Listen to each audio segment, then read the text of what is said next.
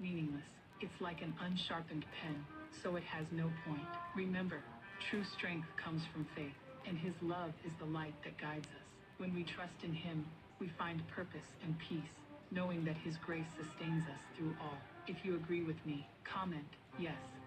Without God, you are nothing, but with God, you have everything. God is like oxygen. You can't see Him, but you can't live without Him. If you lost everything in life, but still have God, you lost nothing. Because if God is all you have all you need. Your job is temporary. Your money is temporary. Your pain, your stress.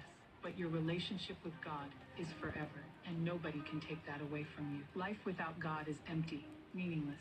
It's like an unsharpened pen, so it has no point. Remember, true strength comes from faith, and His love is the light that guides us. When we trust in Him, we find purpose and peace, knowing that His grace sustains us through all. If you agree with me, comment yes. Without God, you are nothing.